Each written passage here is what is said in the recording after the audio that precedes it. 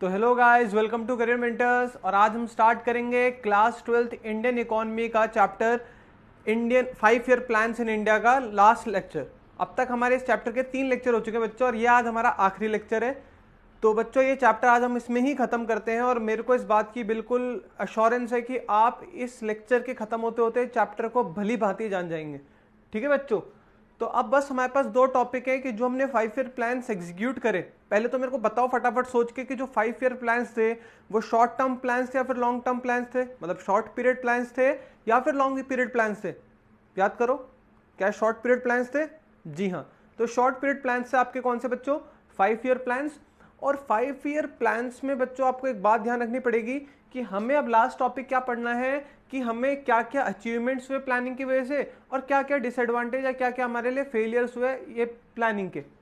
तो बस अब ये 2 टॉपिक बचे हैं, what are the successes of planning and what are the failures of planning. तो हम देखते हैं सक्सेस क्या है और फेलियर्स क्या है प्लानिंग की। चलें आगे। तो बहुत ही फैक्चुअल डेटा है, डेटा के अनुसार चलेंगे, बिना डेटा के जो पूरा का पूरा जो इकोनॉमी समझना है इंडियन इकोनॉमी थोड़ा मुश्किल हो जाएगा। ठीक है, तो आप डेटा के साथ चलते हैं हम फटाफट। तो पहले तो सक्सेस करते हैं प्लानिंग के, पहले हम पॉइंट्स देखेंगे। डेटा मैं भी बुक से ही देखूंगा, आपको भी याद करना पड़ेगा एग्जाम से एक दिन पहले। फटाफट देखते हैं, ठीक है बच्चों। तो पहला सक्सेस ऑफ प्लानिंग में सबसे पहली बात क्या है बच्चों? सबसे पहली बात क्या है सक्सेस ऑफ प्लानिंग में? Increase in national income. Increase in national income, national income में बढ़ोतरी। Increase in national income, national income में बढ़ोतरी। तो देखेंगे हम कि नेशनल इनकम में कैसे कैसे हमारे चेंजेस आए, ठीक है, जब से हमने 5 ईयर प्लान्स को इंट्रोड्यूस किया हमारे कंट्री में। तो बच्चों सबसे पहली बात तो क्या है, एक बार रुकिए। सबसे पहली बात तो क्या है कि जो हमारा इंडिया था बिफोर प्लानिंग, उसकी जो मतलब जो क्या था नेशनल इनकम था, वो किस ग्रोथ से बढ़ रही थी? वो अराउंड 2.1% के ग्रोथ से बढ़ रही थी। हार्डली 2% की स्पीड से क्या हो रहा था, हमारी इंडियन की नेशनल इनकम क्या हो रही थी, इंडिया की नेशनल इनकम ग्रो कर रही थी बिफोर प्लानिंग। ये कब की बात कर रहा हूं बच्चों मैं? Before planning. जैसे 1951 में सबसे पहला फर्स्ट 5 ईयर प्लान जब इंट्रोड्यूस किया गया, तो उस टाइम जो आपकी जो क्या कहते हैं इकोनॉमी थी वो कहां पहुंची? फर्स्ट 5 ईयर प्लान में बच्चों इकोनॉमी कितनी पहुंची? फर्स्ट 5 ईयर प्लान में बच्चों इकोनॉमी पहुंची कितनी? 4.6%। देख लो क्या खतरनाक जंप है, 2.1% से डायरेक्ट 4.6%। बिफोर प्लानिंग इंडिया की नेशनल इनकम थी 2.1%, और आफ्टर प्लानिंग सिर्फ एक बार प्लान करने से इनकम में कितना इंक्रीमेंट आया? 4.6% का। तो नेशनल इनकम का प्लानिंग से डायरेक्ट रिलेशन था। जब हम प्लान करके अगर ग्रो करने की कोशिश करेंगे तो ऑब्वियस सी बात है क्या होगा, हमारा नेशनल इनकम बढ़ेगा ही बढ़ेगा। तो आप देखो फर्स्ट 5 ईयर प्लान तक हमारा नेशनल इनकम कहां तक बूम कर गया? 4.6% तक ग्रोथ हुई। इसके आगे हम देखें तो हर 5 ईयर प्लान के बाद ग्रोथ बढ़ती रही। बीच में कुछ कुछ ऐसे केसेस आए जब ड्रॉट पड़ा इंडिया में, या फिर पॉलिटिकल सिनेरियोस थोड़े अच्छे नहीं थे, तो उस टाइम हमारी नेशनल इनकम की ग्रोथ उतनी अच्छी नहीं थी जितनी अच्छी पहले थी।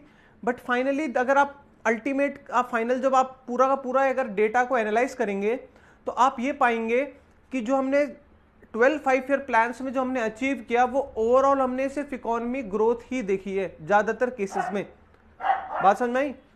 और अब आप देखेंगे कि जो लास्ट हमारा जो 5 ईयर प्लान था, 12th 5 ईयर प्लान तक अगर हम देखें बात को, तो ये अराउंड 7% के आसपास होवर कर रहा है।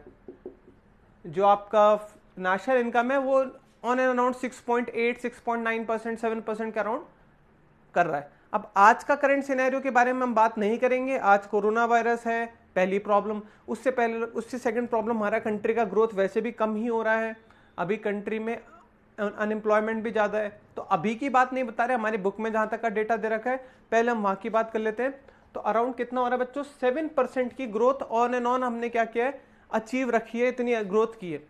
ठीक है, टारगेट तो हमारा 9% का था, बट हम 7% तक की ग्रोथ कर पा रहे हैं, तो थोड़ा कंपैरेटिवली कम ग्रोथ है। ठीक है, बट प्लानिंग से कुछ फायदा तो हुआ है कि हमारी नेशनल इनकम बढ़ी है। विदाउट प्लानिंग हम इस नेशनल इनकम की ग्रोथ तक भी अचीव नहीं कर पाते। पहला पॉइंट क्लियर हो गया। तो डेटा के साथ चलना बच्चों, बिना डेटा के कोई दिक्कत होगी नहीं तो आपको। ठीक है, दूसरा जो हमारा प्लानिंग का जो सक्सेस मिला वो क्या है बच्चों? Increase in per capita income. क्या बच्चों दूसरा पॉइंट क्या है? Increase in per capita income.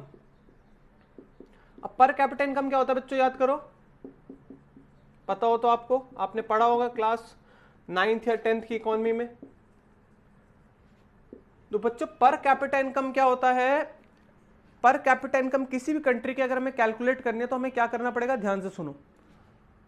आपको करना पड़ेगा, आपको सबसे पहला क्या करना पड़ेगा, जो पर कैपिटा इनकम होता है PCI is equals to total income of the country divided by total population.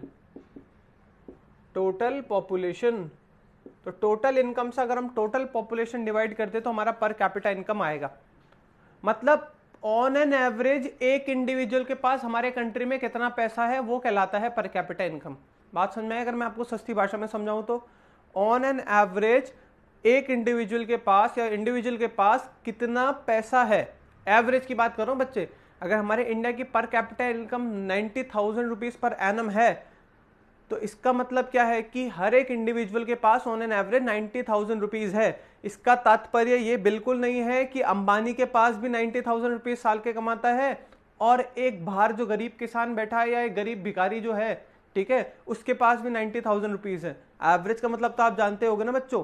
अगर विराट कोहली की एवरेज 50 रन की है तो इसका मतलब थोड़ा ना हर मैच में 50 बनाएगा, बट इससे हम कंट्री की कंडीशन जान सकते हैं। हमारी अगर इंडिया की एवरेज हमारी अगर इंडिया की पर कैपिटा इनकम 90,000 रुपीज है और वेयर एज अगर मान लो कोई दूसरा कंट्री है, अगर मैं रुपये में कन्वर्ट करूं और उसकी पर कैपिटा इनकम मान लो 5 लाख रुपीज है पर एनम, तो ऑब्वियसली बात है वो कंट्री आपके सामने एक तरह से ज्यादा फ्लरिश कंट्री होगा, ज्यादा अच्छा कंट्री होगा एज कंपेयर टू इंडिया। तो सिमिलर समझ सकते हो आप, यही बात हम करेंगे। तो अगर छोटा कंट्री होगा वहां पे अगर पर कैपिटा इनकम 50,000 रुपीज है तो इसका मतलब क्या, वहां पे लोगों के हेल्थ कंडीशंस, एजुकेशन कंडीशंस बिल्कुल अच्छी नहीं है। बात क्लियर है मैं क्या कहना चाह रहा हूं? तो पर कैपिटा इनकम होता है total income divided by total population, ठीक है, ये आपका पर कैपिटा इनकम होता है। और हमने देखा कि धीरे धीरे करके हमारी कंट्री में भी पर कैपिटा इनकम में ग्रोथ हुई। इसका अंदाजा आप इस डेटा से लगा सकते हो कि जो फर्स्ट 5 ईयर प्लान जो आया था हमारा, फर्स्ट 5 ईयर प्लान, उस टाइम जो हमारी पर कैपिटा इनकम में जो ग्रोथ था वो कितना परसेंट था? वो था बच्चों 2.7%। 2.7%। फर्स्ट 5 ईयर प्लान में जो हमारा पर कैपिटा इनकम का ग्रोथ था बच्चों वो था 2.7%। वेयर एज जो हमारा 12th 5 ईयर प्लान है, 12th 5 ईयर प्लान है, इसका जो इसमें जो आपका आया पर कैपिटा इनकम में ग्रोथ आया वो कितना है बच्चों? 5.5%। तो आप इस बात से अंदाजा लगा सकते हैं कि 2.7% से 5.5% तक आपका पर कैपिटा इनकम में ग्रोथ हुआ। मतलब पर इंडिविजुअल, मतलब इंडिविजुअल टू इंडिविजुअल क्या हुआ, पैसों का जो उसके पास जो मनी है वो बढ़ने लग गया। मतलब अब एक इंडिविजुअल के पास ज्यादा पैसा आने लग गया। बात क्लियर है मैं क्या कहना चाह रहा हूं? तो पर कैपिटा इनकम के बढ़ने से सीधा सीधा सा क्या फायदा हुआ कि आप देख रहे हो कि पर कैपिटा इनकम बढ़ना मतलब सीधा सा इसमें प्लानिंग का एक बहुत बड़ा हाथ दिख रहा है आपको इसके पीछे। और यही कहना चाह रहा हूं मैं कि जो प्लानिंग है उस वजह से क्या है बच्चों, पर कैपिटा इनकम भी इंडिया में हर आदमी की बढ़ी। यहां तक बात क्लियर है? तीसरा फैक्टर देखते हैं बच्चों, इंक्रीजिंग सेविंग एंड इन्वेस्टमेंट,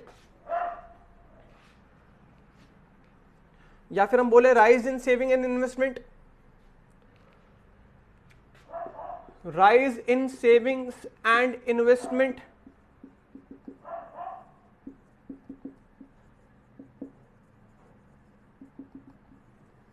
अब इसका भी हम डेटा देखेंगे। इससे डेटा से सब चीजें हमें डेटा से ही समझ में आएगी। और डेटा देखो आपको वैसे याद नहीं करना है, बस डेटा एनालाइज करना है। देखो फर्क बहुत है एनालाइज और याद करने में। याद करते रहोगे तो आपको समझ में नहीं आएगा और आप कितना रट लोगे। इतने सारे आपके पास यहाँ पे क्या है, प्लानिंग के अलग अलग आप फैक्टर्स देखोगे, इतने अलग अलग पैरामीटर्स हैं, तो सबका डेटा याद करना प्रैक्टिकली फिजिबल नहीं है। आप यहाँ पे कोई कैलकुलेटर या फिर कोई कंप्यूटर नहीं हो, आपको सिर्फ क्या करना है, एनालाइज करना है। आपको बस ये देखना है कि कितना डेटा में इंक्रीमेंट आ रहा है, कितना डेटा में डिक्रीमेंट आ रहा है। और ये सब देखने के बाद एग्जाम से एक दिन पहले थोड़ा थोड़ा मोटा मोटा परसेंटेज याद कर लो, ठीक है, वो आपको फायदा करेगा। ठीक है बच्चों,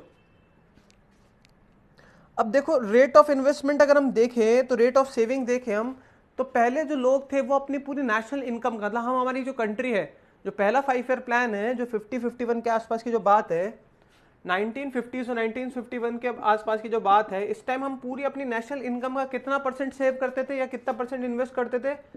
9.3% इन्वेस्ट करते थे। सुनना बच्चों डेटा, मतलब अगर हमारा कंट्री 100 रुपए कमाता है तो उसमें इन्वेस्टमेंट में या फिर सेविंग्स में कितना पैसा लगाता है? 10% के आसपास पैसा लगाता है, मतलब 90% तो कंज्यूम करता है और 10% क्या करता है, फर्दर उसको इन्वेस्ट करता है। नहीं है बात समझ में? अगर हम आपकी कंट्री 100 रुपए कमा रही है तो उसमें 90% तो कंज्यूम कर रही है कमोडिटीज में, और बाकी बचा हुआ 10% क्या है, वो इन्वेस्ट कर रही है, फिर वो सेव कर रही है। बट आज का करंट सिनेरियो देखें हम 2017-18 का अगर हम देखें सिनेरियो, तो ये अराउंड कितना पहुंच चुका है, 32.3% तक पहुंच चुका है। तो आप देख रहे हो अराउंड 3 टाइम्स बढ़ चुका है। मतलब आज अगर हमारी कंट्री 100 रुपए कमाती है तो हम 32 रुपए इन्वेस्ट करते हैं अराउंड, और 68% हम क्या करते हैं, कंज्यूम करते हैं। मतलब 68 रुपए ही खाते हैं और 32% कंज्यूम करते हैं। इसमें बहुत बड़ा हाथ है हमारी बैंकिंग सेक्टर का। हमारे बैंकिंग सेक्टर ने लोगों को इन्वेस्ट करना सिखाया है, लोगों को पैसा सेव करना सिखाया है। देखो जिन बड़े बड़े बिजनेसमैन को पैसा लगाना होता है बिजनेस में, वो क्या करते हैं, वो बैंक से पैसा उठाते हैं। तो बैंक से पैसा उठाते हैं, उसको एक दूसरे बिजनेस, अपने बिजनेस में इन्वेस्ट करते हैं। तो इन्वेस्टमेंट हमारी कंट्री में धीरे धीरे करके बढ़ रहा है। सेम सेविंग्स, आप लोग जो छोटा से छोटा आदमी है, वो अपनी सैलरी का कुछ हिस्सा क्या करता है, बैंक में जाके, पोस्ट ऑफिस में जाके जमा करवाता है। तो वो भी धीरे धीरे करके क्या है, सेविंग्स को क्या कर रहा है, प्रमोट कर रहा है। तो हमारी कंट्रीज में जैसे जैसे करके हमारा बैंकिंग सेक्टर इंप्रूव हुआ, वैसे वैसे करके क्या हुआ, हमारा सेविंग और इन्वेस्टमेंट भी धीरे धीरे करके क्या हुआ बच्चों, राइज किया, बड़ा। बात समझ में आ रही है? तो सेविंग्स और इन्वेस्टमेंट का डायरेक्ट रिलेशन किससे, हमारा बैंकिंग सेक्टर से। बैंकिंग सेक्टर का growth is equal to rise in saving. ठीक है, चलो, तो यहां तक आपको मेरी बात क्लियर हो गई। अब हम चलते हैं आगे, institutional and technical change in agriculture. अब एग्रीकल्चर में क्या चेंजेस आए देखते हैं। एग्रीकल्चर में बच्चों बहुत चेंज है, इसमें कोई डेटा वेटा याद नहीं करना है, बस समझना है क्या है इंस्टीट्यूशनल एंड टेक्निकल चेंजेस। बहुत सिंपल है बच्चों। पहले के जो किसान होते हैं आपको पता ही है कैसे टेक्नोलॉजी यूज करते थे, हल से, बैल से करते थे। अब ट्रैक्टर मिलने लग गया, फर्टिलाइजर बहुत ही सब्सिडाइज रेट में मिलने लग गए, अब ट्रैक्टर भी आसानी से किस्तों पे लोन में मिलने लग गया। तो अब टेक्निकल इनोवेशन इतना हुआ हमारे कंट्री में। ठीक है, थ्रेशर आ गए नए नए, आप थ्रेशर सुना होगा आपने, ठीक है, अपने साइंस में कभी पढ़ा होगा 6th 7th 8th में। तो टेक्नोलॉजिकली इतना हम एडवांस्ड हो गए एग्रीकल्चर में कि धीरे धीरे करके हमारा प्रोडक्शन भी ग्रोथ हुई, और technologically as well as institutional wise भी हम बहुत ग्रो करें।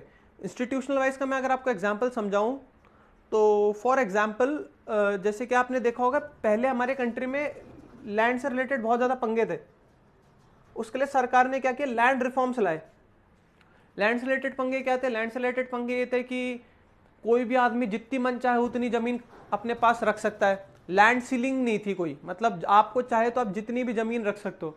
तो जो बड़े बड़े जमींदार थे वो क्या करते थे, छोटे छोटे किसानों को क्या करते थे, एक्सप्लॉइट करते थे। तो हमारी कंट्री ने लैंड रिफॉर्म्स लाए। लैंड रिफॉर्म्स मतलब लैंड के जो कानून है उनमें चेंजेस लाए, रिफॉर्म लाए। और लैंड रिफॉर्म्स से वजह से क्या हुआ बच्चों, जमीन जो थी अब उसमें लैंड सीलिंग होगी। मतलब पर इंडिविजुअल, अब एक इंडिविजुअल क्या है बच्चों, एक लिमिटेड अमाउंट ऑफ जमीन ही रख सकता है, जैसे 3 एकड़ 4 एकड़ 5 एकड़, वो डेटा आप देख लेना। बट एक लिमिटेड अमाउंट ऑफ, वो डिपेंड करता है स्टेट टू स्टेट, एक लिमिटेड अमाउंट ऑफ जमीन ही रख सकता है, उससे ज़्यादा जमीन रखने की उसको अधिकार नहीं है। उस पर केस हो सकता है और उसकी जमीन को गवर्नमेंट एक्वायर कर सकती है अगर उसने बियॉन्ड लिमिट क्या करा, उसने अपनी जमीन को रखने की कोशिश की। तो गवर्नमेंट ने लैंड एक्विजिशन करना भी चालू कर दिया। साथ ही साथ क्या है, जमीन के आप है ना रेंट, अगर आप किसी को आपने अपनी जमीन रेंट पे दे रखी है तो आप मनमाना रेंट नहीं ले सकते। ऐसा नहीं कि जो मर्जी करे उतना रेंट ले लो। रेंट में भी गवर्नमेंट ने क्या किया, एक पर्टिकुलर क्या किया, जैसे एक निर्देशन, एक इंस्ट्रक्शन जारी करे कि आप लोग क्या है कि जितने भी जो लैंडलॉर्ड्स हैं वो एक्सप्लॉइट ना करे फार्मर्स को। ठीक है, वो फार्मर्स को एक्सप्लॉइट ना करे। सेम मनी लेंडर वाला जो सिस्टम है वो धीरे धीरे करके अबॉलिश कर दिया गया, और बैंकिंग सेक्टर भी क्या हुआ बच्चों, विलेज में धीरे धीरे करके ग्रो किया गया। ये सारे जो पॉइंट्स मैं बता रहा हूँ आपको, ये सब लैंड रिफॉर्म्स में आएंगे। इसको हम सेपरेटली पढ़ेंगे 5th चैप्टर में। बट अभी समझने की कोशिश करना है लैंड रिफॉर्म्स का मतलब क्या है, जमीन में, जमीन से रिलेटेड जितने भी कानून थे उनमें थोड़ा सा रिफॉर्म्स लाए गए, चेंजेस लाए गए, जिससे कि क्या हो, जिससे कि हमारे जो फार्मर्स हैं उनके साथ एक्सप्लॉयटेशन कम से कम हो। और यही हमारी प्लानिंग होती थी। तो एक जैसे आपका 3rd 5 ईयर प्लान हो गया, तो हमने प्लानिंग में यही डिसाइड किया कि हमें जमीन से रिलेटेड क्या है, जो भी लॉज हैं उनको क्या करना चाहिए, इंप्रूव करना चाहिए। और टेक्नोलॉजिकल इनोवेशन तो आप जानते हो क्या हुआ, टेक्नोलॉजिकल इनोवेशन, फैक्ट्रीज डेवलप हुई properly, store house, store wares जो भी होते हैं आपके, वेयर हाउसेस डेवलप हुए। ठीक है, कोल्ड स्टोरेज डेवलप हुए। तो इन सब के डेवलप होने की वजह से बच्चों क्या हुआ इन सब के डेवलप होने की वजह से आपकी कंट्री में जो फूड स्टोरेज है, फूड कैपेसिटी है या फूड एफिशिएंसी है, वो धीरे धीरे करके क्या होने लगी, इंप्रूव होने लगी। और हमारा कंट्री फूड सरप्लस में आ गया, जो कि पहले फूड डेफिसिट था। पहले हमारे इंडिया में खाने के लाले थे, बट ग्रीन रेवोल्यूशन के बाद से हम फूड सरप्लस हो गए, हम लोगों को खाना देने लग गए। पहले हम भीख मांगते थे, आज हम भीख देने लग गए। बात समझ में आ रही है क्या कहना चाह रहा हूँ मैं? तो कंट्री में इतना ज़्यादा जो चेंजेस आए हैं, उसमें जो सबसे बड़ा रोल है वो इंस्टीट्यूशनल और टेक्निकल या टेक्नोलॉजिकल चेंजेस का है। ठीक है, बात क्लियर है? चौथा पॉइंट क्लियर है। पांचवा पॉइंट है बच्चों, growth and diversification of industry. मैंने आपको बताया था अलग अलग टाइप की इंडस्ट्रीज होती हैं, और अगर आपको याद हो प्लानिंग का सबसे इंपॉर्टेंट पॉइंट क्या था, इंडस्ट्रीज किस बेसिस पे बनाएंगे, एज पर द डिमांड। जैसे जैसे करके आपकी डिमांड फुलफिल होती जाएगी, इंडस्ट्रीज का नेचर भी चेंज होता जाएगा। पहले आपकी जो रॉ मटेरियल या फिर जो बेसिक इंडस्ट्रीज है, पहले उन पे फोकस किया गया हमारी कंट्री ने, पहले बेसिक इंडस्ट्री पे फोकस किया गया। बेसिक इंडस्ट्री मतलब iron and steel industry, cement industry. But धीरे धीरे करके जैसा लगने लगा कि हम लोग अब धीरे धीरे करके सेल्फ सफिशिएंट हो रहे हैं इस एरियाज में, तो हमने ऑटोमोबाइल इंडस्ट्री को भी बुलाया, हमने मोबाइल इंडस्ट्री, जो ये जो आपका जो मोबाइल फ़ोन होते हैं, स्मार्टफोन होते हैं, इनकी भी इंडस्ट्रीज़ को हम अपनी कंट्री में बुलाया गया। तो टेक्नोलॉजिकल इनोवेशंस भी हुए और इंडस्ट्रीज़ में डाइवर्सिफिकेशन भी आया। तो पांचवा पॉइंट क्या बच्चों, डाइवर्सिफिकेशन इन इंडस्ट्रीज। डाइवर्सिफिकेशन मतलब जानते हो ना बच्चों क्या होता है? डाइवर्सिफिकेशन का सीधा सा मतलब यह है कि कंट्री में अब डिफरेंट टाइप के इंडस्ट्रीज का डेवलपमेंट हो। हम सिर्फ एक इंडस्ट्री तक सीमित नहीं रहे, हम सिर्फ आयरन प्रोड्यूस नहीं कर रहे थे, हम सिर्फ इलेक्ट्रिसिटी पे फोकस नहीं कर रहे थे, हम ओवरऑल अब हर टाइप की इंडस्ट्रीज पे धीरे धीरे करके हमारी ग्रोथ होने लगी। तो आज हमारा कंट्री को अगर आप देखेंगे तो हमारे कंट्री में किसी चीज़ की कमी नहीं है, अगर आप देखें तो। ठीक है, वेर 1990s में अगर आप हमारे इंडिया की हालत देखते तो बहुत प्रॉब्लम थी। आज भी 2020 में भी आप देखोगे तो बहुत सारे कंट्रीज ऐसे हैं जहाँ पे बहुत ज़्यादा इम्पोर्ट पे उनको जीना पड़ता है। ऐसी कंट्रीज है जिनको इंपोर्ट पे जीना पड़ता है। मैं आपको एग्जांपल देता हूँ, आप नेट पे सर्च करिएगा, बहुत आपको अच्छा लगेगा। एक आइलैंड कंट्रीज का नाम है टुवालू। बहुत इंटरेस्टिंग कंट्री है, अगर आप इसको पढ़ोगे इसके बारे में तो बहुत इंटरेस्टिंग कंट्री है। सबका सब इंपोर्ट होता है बच्चों, खाना तक इंपोर्ट होता है यहाँ पे कुछ प्रोडक्शन नहीं होता है। बहुत इंटरेस्टिंग कंट्री है। सोलोमन आइलैंड, ये भी बहुत इंटरेस्टिंग कंट्रीज है। आइलैंड कंट्री बहुत छोटी छोटी कंट्रीज है, हार्डली 5 to 10,000 पॉपुलेशन है। इतनी तो अपनी झोटवाड़ा में भी नहीं है पॉपुलेशन, इससे भी ज़्यादा पॉपुलेशन है। मतलब झोटवाड़ा क्या, आप खुद आपकी बिल्डिंग में नहीं है इतनी, तो रंगोली गार्डन्स में से ज़्यादा पॉपुलेशन है। ठीक है, तो बहुत बहुत छोटे आइलैंड्स हैं, बट इनकी आप हालत देखोगे तो आपको पता लग जाएगा कि ये कैसे इंपोर्ट में जीते हैं, इस वजह से यहाँ ग्रोथ नहीं हो रही है। ठीक है बच्चों, चलो तो डाइवर्सिफिकेशन इंडस्ट्री समझ में आ गया आपको। अब हम चलते हैं आगे, इकोनॉमिक इंफ्रास्ट्रक्चर। हमारी इकोनॉमी कैसे कैसे ग्रो करी, हमने इकोनॉमी में कैसे अपना इंफ्रास्ट्रक्चर डेवलप किया, ऐसे कौन कौन से हमने इंफ्रास्ट्रक्चर प्रोजेक्ट डेवलप किए जिससे हमारी इकोनॉमी को बूस्ट मिला। तो इसका सबसे बेस्ट एग्जांपल है Indian railways. Indian railways world की सबसे बड़ी या सबसे पॉपुलस रेलवे नेटवर्क है। इतना भारी रेलवे नेटवर्क किसी कंट्री की ना तो कैपेसिटी है इसको होल्ड करने की, ना ही उसकी क्षमता है, ना ही कुछ है। बस आप ये समझ लो, इतना बड़ा इतना पॉपुलस रेलवे नेटवर्क संभालना बस की बात नहीं है किसी की। चाइना जो थोड़ा बहुत हमारे पास है, बट इंडिया तो टॉप पे ही, आप ये मान के चले। क्योंकि इंडिया में देखो, आप अभी भी देखेंगे तो जो एयर, हमारी कंट्री की इकोनॉमी इतनी अच्छी, मतलब पर कैपिटा इनकम चाइना से तो अच्छी है नहीं। तो हमारी कंट्री में आप आज भी देखोगे तो एयर फेयर्स इतने ज़्यादा होते हैं, जो आपके जो हवाई यात्रा के जो पैसे होते हैं, चार्जेस होते हैं, बहुत ज़्यादा होते हैं। तो जो गरीब तबका या मिडिल क्लास फैमिली है वो रेलवे से ही ज़्यादा प्रेफर करता है। तो इस वजह से इंडियन रेलवेज, आप अराउंड अगर आप डेटा देखेंगे तो per day around 3 to 4 crore जो लोग हैं वो एक दिन में रेलवे में ट्रैवल करते हैं। और मोर देन 15 करोड़ जो लोग हैं वो इंडिया में, वो डायरेक्टली इनडायरेक्टली रेलवे से अपना रोजगार चलाते हैं। तो आप समझ पा रहे होगे कि रेलवे की कितनी इंपॉर्टेंस है।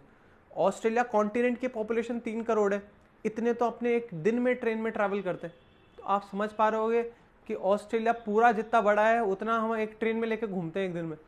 तो ये सब स्टोरी मैं इसलिए समझा रहा हूँ आपको कि इंडियन रेलवेज की इंपॉर्टेंस आपको इसे समझ में आए, और यहाँ से हमने इकोनॉमी के लिए बहुत ज़्यादा ग्रो किया है। ठीक है, सेकेंड इंपॉर्टेंट हमारा IT sector, BPO sector. IT sector आप जानते हो सॉफ्टवेयर डेवलपमेंट में इंडिया टॉप पे है। हमारे इंडिया में इतने ज़्यादा एम्प्लॉयज़ काम करते हैं, पूरे वर्ल्ड में सबसे ज़्यादा जो आईटी सेक्टर है वो कहाँ पे ग्रो कर रहा है, इंडिया में कर रहा है। वर्ल्ड में सबसे बेस्ट आईटी सेक्टर हमारे इंडिया में, मतलब जो एम्प्लॉयज़ हैं सबसे हायरिंग, जो सबसे ज़्यादा हायरिंग है वो कहाँ पे होती है बच्चों, इंडिया में होती है। ठीक है, तो इंडिया में सबसे ज़्यादा हायरिंग होती है, ये बात ध्यान रखना। और जो आपका जो कॉल सेंटर्स हो गए, ठीक है, टेली परफॉर्मेंस हो गया, जो आपकी कंपनी है, ध्यान से सुना होगा आपने। ठीक है, आउटसोर्सिंग बहुत ज़्यादा हमारे कंट्री में। क्या बच्चों ध्यान से सुनना, आउटसोर्सिंग बहुत इंपॉर्टेंट वर्ड है, ध्यान से हमने कोशिश करना ही। आउटसोर्सिंग बहुत ज़्यादा हमारे कंट्री में। आउटसोर्सिंग का मतलब क्या होता है, जैसे मान लो एक कंपनी है बाहर की कंपनी, मान लो एप्पल है, तो एप्पल के अगर आपका देखोगे जो उसका कस्टमर केयर है, उसका जो कस्टमर केयर है, देखो एप्पल यूएस की कंपनी है, और जो यूएस में लोगों ने एप्पल का प्रोडक्ट खरीदा है, ठीक है, उसका कस्टमर केयर कहाँ पे होगा बच्चों, इंडिया में होगा। सोचो, क्योंकि यूएस में कस्टमर केयर खोलना बहुत महंगा पड़ जाता है। तो अगर आप अगर मान लो कैलिफोर्निया से कॉल लगाते हो और एप्पल के कस्टमर केयर को फोन करते हो, तो कॉल वो यूएस में नहीं जाता, वो कॉल आता है इंडिया में, और इंडिया का एक आदमी जयपुर में बैठा हुआ टोंक रोड पे वो फोन उठाता है और वो कैलिफोर्निया वाले से बात करता है, उस प्रॉब्लम को सॉल्व करता है। सोचो, एक इंटरनेशनल कॉल लगती है, फिर वो वहां से कॉल डिटेल, मतलब सॉरी, वो सब उसकी प्रॉब्लम रिजॉल्व करके वापस से भेजते हैं। बात समझ में आ रही है, मतलब आप समझ पा रहे हो कि हमारे कंट्री का लेबर कितना चीप है। मेरे को बताओ, अगर मान लो वो यूएस में ही क्या करते हैं, कॉल सेंटर खोल लेते, तो यहां से कैलिफोर्निया से कॉल आता उस कॉल सेंटर पे, वो उसको रिप्लाई करता, नॉर्मल कॉल रेट्स लगती क्या बच्चों। बट वो लोग क्या करते हैं, इंडिया में कॉल भेजते हैं, एप्पल का कॉल सेंटर इंडिया में होगा, वो वहां से उसको रिसीव करके क्या करेगा, वहां से उसकी प्रॉब्लम रिजॉल्व करेगा। सोचो, इंटरनेशनल कॉल रेट्स लगेंगी। उसके बाद भी एप्पल को फायदा होता है यहाँ पे सेंटर खोलने का, क्योंकि अगर आप देखो कि यहाँ का आदमी मान लो अगर 10,000 रुपए में मान जाता है महीने भर में, यहाँ का अगर आप एक एम्प्लॉय खरीदोगे तो वो 2 लाख रुपए लेगा महीने के। मैं रुपए में एग्जाम्पल समझा रहा हूँ आपको। तो उससे बढ़िया तो बेटा आईएसडी कॉल ही चलने दो। लेबर इतना सस्ता है हमारे इंडिया में कि उनको इंटरनेशनली भी सस्ता पड़ता है। बात क्लियर हो रही है। तो हमारी कंट्री में इतना ज्यादा ये आउटसोर्सिंग, इसको बोलते हैं आउटसोर्सिंग, मतलब प्रॉब्लम को आउटसोर्स कर दिया, बाहर फेंक दिया। ठीक है, आउटसोर्स वर्ड का मतलब ये हुआ, ऐसा समझ लो कि प्रॉब्लम को हमने अपने पास नहीं रखा, उसको दूसरी जगह भेज दिया, आउटसोर्स कर दिया। एक बहुत ही कॉमन टर्म है ये वैसे तो, बट आपको समझाने के लिए मतलब बताने के लिए समझाऊं तो ये आउटसोर्स मतलब क्या हुआ, प्रॉब्लम को यूएस में ना रख के उसको बाहर भेज दिया, एक दूसरी कंपनी को भेज दिया। यहाँ पे एक नॉर्मल कॉल सेंटर होगा, कुछ नाम होगा उसका, जैसे आपने सुना होगा जेनपैक, तो जेनपैक एक तरह से आउटसोर्सिंग कर दिया जेनपैक को। तो जेनपैक के जो एम्प्लॉयज हैं वो एक तरह से एप्पल के लिए काम करेंगे थोड़ी देर के लिए, उसको कहते हैं आउटसोर्सिंग। बात क्लियर है मेरी। तो ये आउटसोर्सिंग कर दी, इसी को हम बोलते हैं बीपीओ। ठीक है, तो हमारी कंट्री ने आईटी और बीपीओ में बहुत ज़्यादा क्या किया, ग्रो किया, बहुत ज़्यादा ग्रो किया। तो ये हमारा हो गया बच्चों क्या, इकोनॉमिक इंफ्रास्ट्रक्चर। पावर सेक्टर में बहुत ज़्यादा ग्रो किया, आपकी बुक में दे रखा है जैसे कि पावर सेक्टर आप जानते हो क्या होता है, इलेक्ट्रिसिटी प्रोडक्शन। थर्मल से हमने बहुत ज़्यादा इलेक्ट्रिसिटी प्रोडक्शन की, अभी भी सोलर से तो हम इतनी नहीं कर पा रहे हैं, बट थर्मल से तो बच्चों बहुत किया हमने प्रोडक्शन। ठीक है, रावत भाटा भी आपने नाम सुना होगा, न्यूक्लियर से भी करते हैं हम। ठीक है, तो अलग अलग हमने क्या किया, थर्मल, न्यूक्लियर, यहाँ से हमने क्या किया, इलेक्ट्रिसिटी का प्रोडक्शन किया, और पावर की हमें कभी कमी नहीं रही। साथ ही साथ आपको हाइड्रो इलेक्ट्रिसिटी सुना होगा आपने, डैम से हम इलेक्ट्रिसिटी जनरेट करते हैं। ठीक है बच्चों, समझ में आ रही है सारी चीज़ें। थोड़ा सा बच्चों देखो, थोड़ा सा बोरिंग होगा या थोड़ा सा लेंदी होगा, बट बिलीव करो मैं बार बार इसलिए समझा रहा हूँ क्योंकि आगे आने वाले चैप्टर्स में भी यही सारे वर्ड्स रिपीट होंगे। जितनी बार अपने कान में इस बात को आप घुमाते रहोगे उतना ज़्यादा आपको याद होगा। इंडियन इकोनॉमी रटने वाला सब्जेक्ट नहीं है, ये कॉन्सेप्ट बिल्डिंग वाला सब्जेक्ट है। एक बार कॉन्सेप्ट बिल्ड हो जाए तो 10 के 10 चैप्टर एक जैसे ही हैं। सिर्फ इंडिया की इकोनॉमी बतानी है बच्चों, और मैं इस पहले 2 चैप्टर में बता क्या रहा हूँ, इंडिया की इकोनॉमी तो बता रहा हूँ। अब आगे जाके जो चैप्टर्स हैं वो टॉपिक बाय टॉपिक क्या हो जाएंगे, सेग्रीगेट हो जाएंगे। जैसे एक में ह्यूमन कैपिटल फॉर्मेशन आ जाएगा, एक में पॉवर्टी आ जाएगा। ठीक है, ऐसे ऐसे करके एक में इंफ्रास्ट्रक्चर आ जाएगा सिर्फ। अब आपको अगर पहले 2-3 चैप्टर्स बहुत अच्छे से स्ट्रॉन्ग आपकी उस पर ग्रिप है या होल्ड है, तो आप आसानी से आगे वाले चैप्टर्स कंप्लीट कर सकते हो बिना किसी प्रॉब्लम के। बट आपको पहले जो भी बेस है, जो भी हिस्ट्री है, वो बिल्कुल पता होनी चाहिए कि इंडिया में क्या हो रहा है, क्यों हो रहा है, कैसे हो रहा है, और कौन कौन से टेक्निकल एस्पेक्ट्स है जिनके बारे में हम बातें कर रहे हैं। ठीक है बच्चों, तो हमारा सोशल इंफ्रास्ट्रक्चर, इकोनॉमिक इंफ्रास्ट्रक्चर हो गया। अब हम अगला इंफ्रास्ट्रक्चर पे बात करते हैं, वो है बच्चों सोशल इंफ्रास्ट्रक्चर। कौन सा बच्चों? Social infrastructure. एक क्लास और लग जाए कोई प्रॉब्लम नहीं है बच्चों, जल्दी भागने की जल्दी मत करो, आगे आगे भागते रहोगे कुछ नहीं होने वाला। सोशल इंफ्रास्ट्रक्चर मतलब क्या हुआ, हमने अपनी सोसाइटी को कैसे बिल्डअप किया, अपनी सोसाइटी को कैसे बिल्डअप किया, तो हमारे proper health care facilities develop हुए हमारी कंट्री में। वर्ल्ड में बहुत अच्छी हेल्थ केयर फैसिलिटीज हमारे इंडिया में, ध्यान रखना। मैं ये नहीं बोलना चाहता कि कटिंग एज टेक्नोलॉजी हम यूज करते हैं या बेस्ट इन क्लास है, ये मैं नहीं कहना चाह रहा, but best technologies in cheapest rate. इससे ज़्यादा मैं कोई एक और लाइन नहीं कहूँगा। इतनी तगड़ी टेक्नोलॉजीज हम एग्जिस्ट करती है हमारी कंट्रीज में, और उसकी रेट बाकी कंट्रीज से कंपैरेटिवली बहुत बहुत बहुत कम है बच्चों। एक ऑपरेशन करने का अगर बाहर 10 लाख रुपए लगता है, तो हम वही ऑपरेशन सेम टेक्नोलॉजी के साथ सेम तरह की फैसिलिटीज प्रोवाइड करके 1 लाख में कर देते हैं। सोचो, आप मुंबई जाके देखो एक बार, आप बैंगलोर जाके देखो, बैंगलोर और मुंबई के अगर आप हॉस्पिटल्स को देखोगे बच्चों, वहां पे मैक्सिमम पेशेंट्स ऑफ बाहर के हैं, अफ्रीकन कॉन्टिनेंट के पेशेंट्स बहुत ज्यादा रहते हैं, अगर आपने देखा हो तो। आप दिल्ली में भी देख सकते हो, बट मुंबई और बैंगलोर ये दो सबसे प्रोमिनेंट सिटीज है जहां पे तो सारे बाहर के ही पेशेंट्स आते हैं, ठीक है। और इसका मेजर रीजन क्या है, बहुत बहुत चीपेस्ट हम एक तरह से सर्विसेज प्रोवाइड करते हैं in the field of medical. तो मेडिकल सर्विसेज हम बहुत ही चीपेस्ट प्रोवाइड करते हैं। तो अगर उनको एक ऑपरेशन कराना है, मान लो उनको ट्यूमर का ऑपरेशन कराना है, तो वहां नहीं कराएंगे, वो फ्लाइट पकड़ेंगे 30-40 हज़ार की, आएंगे इंडिया, ऑपरेशन कराएंगे, थोड़ा बहुत घूम घाम भी लेंगे और वापस चल जाएंगे। बताओ, उसमें भी तब भी उनको कम से कम 6-7 लाख का फायदा हो जाएगा। तो अच्छी बात है ना बच्चों। तो ये बात समझने की कोशिश करो कि हेल्थ केयर अच्छा होने की वजह से, चीपेस्ट होने की वजह से हमारा कंट्री बहुत ज़्यादा ग्रो कर रहा है। इस वजह से हमारे कंट्री में डेथ रेट धीरे धीरे करके क्या हो रही है बच्चों, कम हो रही है। डेथ रेट हमें धीरे धीरे करके कम हो रही है। तो डेथ रेट कितनी थी पहले, अब हमारी डेथ रेट कितनी हो चुकी है, 6.3 पर 1000 हो गई। अब हमारी डेथ रेट कितनी हो गई, 6.3 पर 1000। पहले कितनी थी बच्चों, 27 पर 1000। मतलब पहले 1000 लोग में से 27 लोगों की मौत हो जाती थी जल्दी, और अब क्या है, 1000 में से सिर्फ 6.3 की ही मौत होती है। इसका सीधा सा मतलब क्या है, अब अगर आप समझ पाओ कि हमारे कंट्री का क्या कहते हैं, हेल्थ केयर फैसिलिटीज इतनी अच्छी हो गई है कि अब हम डेथ को भी क्या कर सकते हैं, कंट्रोल कर सकते हैं। साथ ही साथ एक और वर्ड आता है यहीं पे, लाइफ एक्सपेक्टेंसी। लाइफ एक्सपेक्टेंसी मतलब एवरेज हम कितना जी सकते हैं, एवरेज एज कितनी होगी हमारे, एवरेज एज हमारी कंट्री में कितनी होगी, लाइफ एक्सपेक्टेंसी कितनी है। तो अगर हम देखें आज के समय हमारी लाइफ एक्सपेक्टेंसी कितनी है बताओ, 70 ईयर्स के आसपास है। मतलब आज के दिन में ऑन एन एवरेज एक आदमी 70 साल तक जीता है। अब यहाँ ये मत बोलना कि वो पड़ोसी तो हमारा 20 साल में मर गया, मैं 70 साल का था, ऑन एन एवरेज होता है बच्चों। एमडीएच वाला बुड्ढा 95 ईयर्स का भी जिएगा, और कोई पड़ोसी तो आपका 30 में मर जाएगा। तो आपको सिर्फ ये बात ध्यान रखनी है, एवरेज एज कितनी है बच्चों, 70 ईयर्स है। बात क्लियर है। और मैं आपको जो अब डेटा बताने वाला हूं, अगर आपको नहीं पता होगा तो आपको हंसी आने वाली है। हंसी तो क्या आएगी, शॉक फील करोगे कि 2017-18 में कितना है या 2020 तक कितना है, ऑन एन एवरेज 69-70 ईयर्स के आसपास हमारी लाइफ एक्सपेक्टेंसी।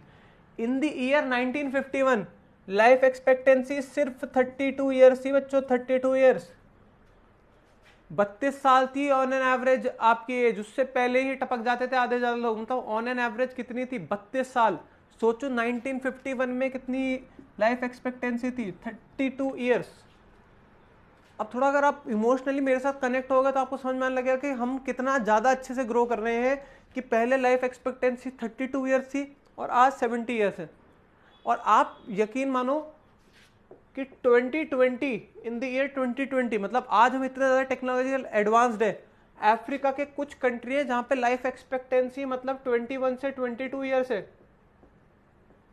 मतलब एवरेज 20-22 साल तक ही आदमी जिंदा रहता है, फिर मर जाता है। बहुत ज्यादा बीमारियां फैलती है वहां पे। तो इसका मतलब इन अफ्रीकन कंट्रीज के हिसाब से अगर मैं आपको देखूं तो आप तो एक तरह से अपने बुढ़ापे के फेज में होंगे, और आप मुझे देखो तो मेरे तो अभी तक फोटो माला टंग जानी चाहिए। चलो, तो वो तो अलग बात है, बट आप देख सकते हो कि 22 ईयर्स लाइफ एक्सपेक्टेंसी कोई बहुत अच्छी नहीं है, बहुत पुअर हेल्थ केयर फैसिलिटी है। वेयर हमारे इंडिया में हेल्थ केयर फैसिलिटी भी डेवलप हो रही है और सबको फूड भी आसानी से अवेलेबल हो रहा है। ये हो गए हमारे कौन से पॉइंट, सोशल इंफ्रास्ट्रक्चर के। और एम्प्लॉयमेंट, 2 पॉइंट और देखेंगे बच्चों, एक है हमारे पास एम्प्लॉयमेंट और एक है हमारे पास इंटरनेशनल ट्रेड। ये हमारे पास सक्सेस के 9 पॉइंट। 7 तो हमने देख लिया बच्चों। 8वां क्या पॉइंट है बच्चों? एम्प्लॉयमेंट। एम्प्लॉयमेंट आपको पता है बच्चों धीरे धीरे करके बहुत ही तेजी से ग्रो हो रहा है हमारी कंट्री में। सोना नहीं बच्चों, सो रहे हो आप बच्चों, सोओगे तो सपने में भूत आएगा, ध्यान रखना। विश्वास नहीं होता तो सो के देखो एक बार। एम्प्लॉयमेंट, रोजगार, हमारी कंट्री में रोजगार दिन पर दिन हमारी कंट्री में बढ़ता जा रहा है और अनएम्प्लॉयमेंट, बेरोजगारी धीरे धीरे कम होती जा रही है, ठीक है, कंपैरेटिव टू 1951-52, ठीक है। और ये बहुत एक पॉजिटिव साइन है कि हमारा कंट्री ग्रो कर रहा है। कोई भी कंट्री अगर ग्रो करे तो इम्पॉर्टेंट बात क्या है, वहाँ पे एम्प्लॉयमेंट मैक्सिमम हो या फिर इकोनॉमी के सेंस में वहाँ पे फुल एम्प्लॉयमेंट हो। फुल एम्प्लॉयमेंट हो, फुल एम्प्लॉयमेंट मतलब ऐसा नहीं कि कंट्री में जितने लोग रहते हैं सबको एम्प्लॉयमेंट मिले। फुल एम्प्लॉयमेंट का मतलब क्या होता है इकोनॉमी में? ध्यान से सुनो मेरी बात। फुल एम्प्लॉयमेंट का मतलब इकोनॉमी में क्या होता है कि जो लोग हैं जो चाहते हैं कि हमें नौकरी मिले, उन सबको नौकरी मिले। नहीं आ रही बात समझ में? फुल एम्प्लॉयमेंट का मतलब यह है कि जो लोग चाहते हैं कि हमें नौकरी मिले, उनको नौकरी मिले ही मिले। क्लियर है? इसका मतलब ये नहीं है कि 70 साल का बुड्ढा है, स्ट्रेचर पे लेटा हुआ है और उसको भी नौकरी मिले, वो फुल एम्प्लॉयमेंट कंसीडर नहीं करेगा। आपके हिसाब से तो फुल एम्प्लॉयमेंट क्या होगा कि 136 करोड़ अगर हमारे इंडिया में लोग हैं तो 136 के 36 करोड़ लोगों को नौकरी मिलनी चाहिए। जो बच्चा आज ही पैदा हुआ है उसको भी नौकरी मिलनी चाहिए और जिसका आज आखिरी दिन है उसको भी नौकरी मिलनी चाहिए। ये नहीं होता फुल एम्प्लॉयमेंट। फुल एम्प्लॉयमेंट मतलब क्या होता है, जो आदमी विलिंग है और जो एबल है नौकरी करने के लिए, उसको नौकरी मिलनी चाहिए। जो करने लायक भी है, अब मान लो बुड्ढा बोले मेरे को नौकरी करनी है बट उस लायक ही नहीं है, तो वो इसमें काउंट नहीं होगा। तो जो एबल है, जिनका मतलब जिनमें काबिलियत है, और जो विलिंग है, विलिंग मतलब जो तैयार है, अगर विलिंग और एबल है नौकरी करने को तो ध्यान से सुनो। और वहां उस कंट्री में अगर सब ऐसे सब लोगों को नौकरी मिल रही है तो हम बोलेंगे उस कंट्री में कैसा एम्प्लॉयमेंट है बच्चों? फुल एम्प्लॉयमेंट है। ये तो प्रैक्टिकली अचीव करना ही पॉसिबल नहीं है। ये तो बेटा कभी पॉसिबल है ही नहीं, किसी भी कंट्री में नहीं है। इसके पास बस पहुंच सकते हैं कुछ कुछ कंट्रीज, बाकी हमारे इंडिया में तो आज तक पॉसिबल ना ही होगा और ना हुआ है, ठीक है। तो हम अनएम्प्लॉयमेंट का अगर हम परसेंटेज देखें तो कितना परसेंटेज था अनएम्प्लॉयमेंट? तो अनएम्प्लॉयमेंट देखो, ये वैसे इतना कोई खास डेटा आपको देखने की जरूरत है नहीं, बस ये ध्यान रखना कि धीरे धीरे करके अनएम्प्लॉयमेंट कम हो रहा है, कोई खास डेटा है नहीं, बट धीरे धीरे अनएम्प्लॉयमेंट कम हो रहा है। और इंपॉर्टेंट बात समझने की कोशिश करना, अब 2020 के आसपास अनएम्प्लॉयमेंट वापस से बढ़ने लग गया है। क्यों बढ़ने लग गया आप जान ही रहे हो। अनएम्प्लॉयमेंट क्यों बढ़ रहा है? कोरोना की वजह से। और सेकंड इंपॉर्टेंट थिंग, कोरोना तो सेकंड पॉइंट है, ध्यान रखना। पहला पॉइंट क्या है, हमारी इकोनॉमी धीरे धीरे करके रिसेशन की तरफ जा रही है, कमजोर हो रही है, वीकनिंग हो रही है इकोनॉमी की। ये बात समझने की कोशिश करना। कोरोना तो फैक्टर है ही है, बट कोरोना से पहले भी हमारी इंडिया की इकोनॉमी क्या कर रही थी? कोलैप्स कर रही थी। बात क्लियर है? तो ये हो गया हमारा कौन सा पॉइंट? एम्प्लॉयमेंट। और लास्ट पॉइंट क्या होगा बच्चों? International trade. 1991 के बाद जब मैं आपको बताऊंगा कि एलपीजी पॉलिसीज कंट्रीज में इंट्रोड्यूस हुई, एलपीजी मतलब लिबरलाइजेशन, प्राइवेटाइजेशन, ग्लोबलाइजेशन, जैसे हमारे कंट्री में एलपीजी पॉलिसीज का इंट्रोडक्शन हुआ, उसी के बाद से क्या हुआ? इंटरनेशनल ट्रेड में बहुत बड़ा इंक्रीमेंट आया। इंटरनेशनल ट्रेड मतलब हम बाहर के कंट्रीज में बहुत ज़्यादा ट्रेड करने लग गए, ठीक है। और धीरे करके हम वहाँ से एक तरह से हम एक्सपोर्टर बनने लग गए रादर देन इम्पोर्टर। पहले हम इम्पोर्ट बहुत ज़्यादा करते थे, अब हम एक्सपोर्ट बहुत करने लग गए एज कम्पेयर टू इम्पोर्ट। यही एक कंट्री की अच्छी बात है कि वो एक्सपोर्ट ज़्यादा से ज़्यादा करे और इम्पोर्ट कम से कम करे। हर एक आदमी क्या चाहता है कि वो भीख ज़्यादा दे, ना कि वो ले, ठीक है। पैसा इनफ्लो मतलब भीख के तौर पे पैसा कम से कम आए, वो ज़्यादा से ज़्यादा दे। वो हमेशा ऐसी स्थिति में रहे कि वो लोगों को दान कर सके, ना कि किसी के सामने हाथ फैलाना पड़े। हर आदमी ये चाहता है और हर कंट्री भी ये चाहता है कि वो ज़्यादा से ज़्यादा दान करे, एक्सपोर्ट करे। दान फ्री में नहीं कर रहा है, वो उसके लिए पैसा ले रहा है, डॉलर ले रहा है। बट एक्सपोर्ट पे, जो कंट्री एक्सपोर्ट पे आगे बढ़ेगा, ऑब्वियस ही बात है उस कंट्री की इकोनॉमी बूस्ट ही करेगी। और इंडिया के लिए पॉजिटिव साइड क्या था इंटरनेशनल ट्रेड का, कि हम एक गुड एक्सपोर्टर बन रहे हैं धीरे धीरे करके, और हम एक वर्ल्ड लेवल पे एक अच्छा एग्जाम्पल सेट कर रहे हैं बाकी कंट्रीज के लिए भी। तो ये हमारे क्या थे, हमारे पास सक्सेस ऑफ प्लानिंग्स। आज हम इतना ही देखते हैं बच्चों। एक और वीडियो और खिंच जाएगा, क्षमा चाहता हूँ, बस एक वीडियो और है, उसके बाद हम वापस से मैक्रो इकोनॉमिक्स स्टार्ट करेंगे। प्लीज थोड़ा सा फोकस करके पढ़े, टॉपिक सारे इंपॉर्टेंट है, मैं आपको इन डेप्थ एनालिसिस दे रहा हूँ, सुपरफिशियली ऊपर से नहीं पढ़ा रहा हूँ, इस बात की मैं आपको गारंटी दे रहा हूँ। इंडियन इकोनॉमी का इतना होलिस्टिक लेक्चर आपको कहीं नहीं मिलेगा, आप चाहे स्कूल में देख लेना, चाहे आप यूट्यूब पे देख लेना, आपको कहीं नहीं मिलने वाला। ठीक है, मैं आपको बहुत डिटेल्ड एनालिसिस दे रहा हूँ, हल्का हल्का बिल्कुल नहीं पढ़ा रहा हूँ। ठीक है, क्योंकि मुझे पता है क्या प्रॉब्लम आगे आने वाली है। ठीक है, तो प्लीज़ उसके लिए तैयार हैं आप। बस जो मैं पढ़ा रहा हूँ उसको ध्यान से फोकस्ड होकर सुने, आपका काम वहीं हो जाएगा, आपको ज़्यादा कुछ करने की जरूरत है ही नहीं। आपके मैं कह रहा हूँ ना, ब्लड में इकोनॉमी घुसा दूंगा। ठीक है, बस उसके लिए आपको क्या करते रहना है, वीडियो देखते रहना है, लाइक शेयर करें तो अच्छी बात है। ठीक है, हमारे को भी थोड़ा अच्छा लगेगा। बस आप वीडियो देखते रहे और तब तक के लिए खुश रहे।